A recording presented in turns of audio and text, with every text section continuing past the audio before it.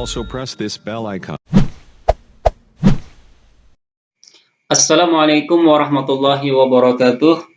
Baiklah, pada kesempatan kali ini saya ingin sedikit mengulas tentang ilmu tajwid ya.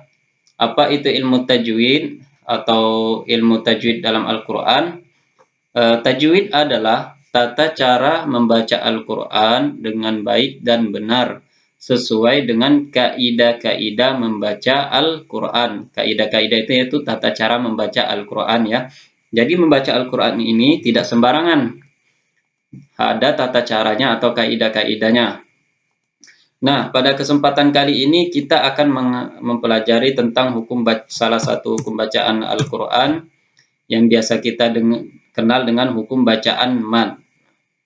Nah, mad ini artinya adalah memanjangkan suara suatu bacaan, entah itu 1, 2 harokat, 4 harokat, 5 harokat, ataupun 6 harokat ya.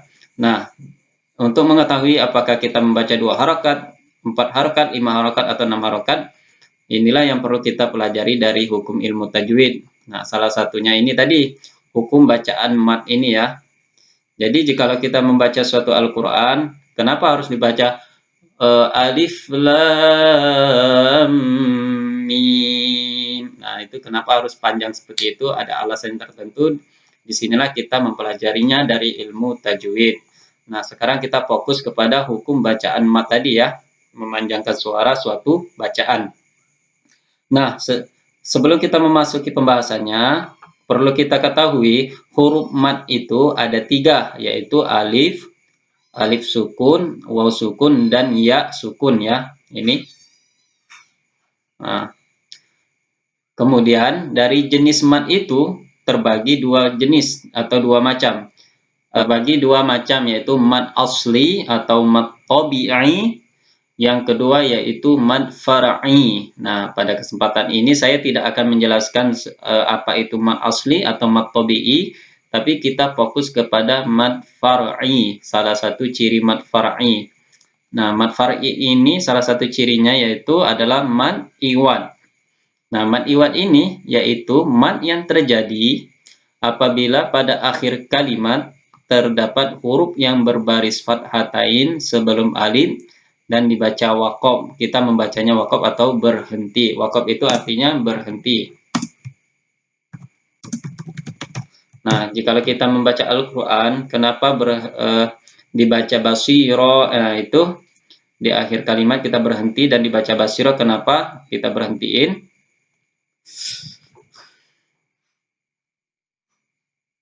Yaitu mad iwan adalah mad yang terjadi, bacaan panjang yang terjadi apabila pada akhir kalimat terdapat huruf yang berbaris fathatain sebelum alif dan dibaca waqaf. Kita membacanya berhenti ya. Nah, itu ketika kita waqaf, berhenti ketika membaca kalimat dalam Al-Quran, kita berhenti pada ayat tertentu, maka dibaca panjangnya 2 harokat atau 1 alif ya, jika kita bertemu dengan salah satu ciri-ciri mad iwan. Nah, ini ciri mad iwan, adanya tanda bacaan fathatain seperti ini ya, fathatain, lihat pada layar, fathatain sebelum alif. Nah, sebelum alif, ingat bacaan fathatain, tanda baca fathatain sebelum alif. Nah, kita fokusnya di sini ya. Salah satu ciri mad tadi ya, alif ini ya, yang alif tanda merah ini. Nah, ini kita fokus di sini tanda bacanya. Nah, contoh sami'an aliman basira. Nah, jikalau kita ingin waqaf atau berhenti membacanya, maka bukan sami'an aliman basiron, tapi kita baca sami'a alima basira. Nah, ini fathatain ya, sebelum alif. Nah, ini alif. Nah, alif. Jikalau ada tanda baca seperti ini dalam Al-Quran, jikalau kita ingin mewakafkannya, ingat menjadi 1 alif dan dibaca 2 harokat panjangnya ya. Sami'a alima, basira.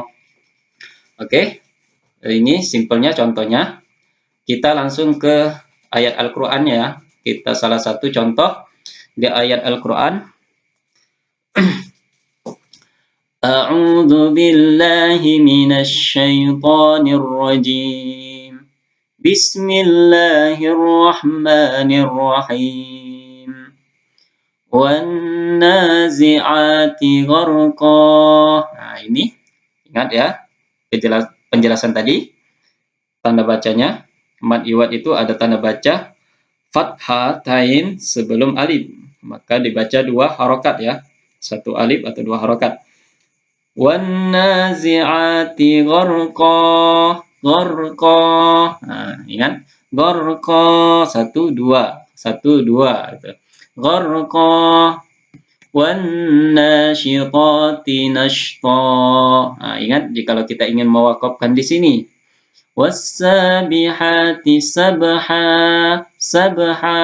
Nah, ini fathatain alif. Fathatain alif ya. Fathah sebelum alif. Fassabiqati sabqa sama fathatain sebelum alif.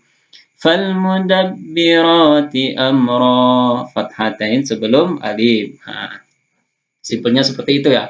Nah, ada lagi nanti ketika kita ingin terus meneruskan bacaan atau kita wasolkan dari ayat 1 ke ayat 2, maka hukum bacaannya tadi bukan mad iwad lagi, tetapi menjadi idgham bi gunnah.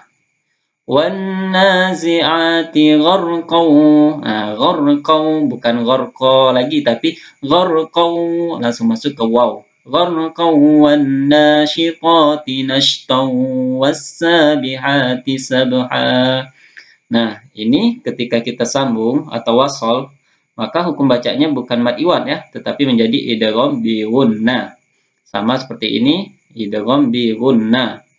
Nah, tapi di sini nanti akan menjadi ikhfa apabila ciri ikhfa itu ada di sini ya, tanwin ketemu salah satu huruf fa ya, huruf fa.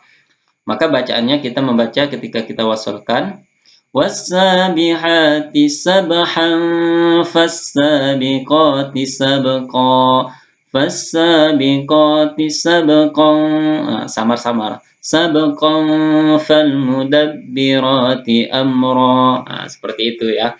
Nah, kita wakafkan di sini baru amra. Nah, seperti itu menjadi mad iwad. Ingat, jika kita wakafkan ada tanda seperti ini tanwin sebelum alif, itu mad iwad. Kita baca wakaf ya. Jika kita mau mewakafkan atau berhenti di sini.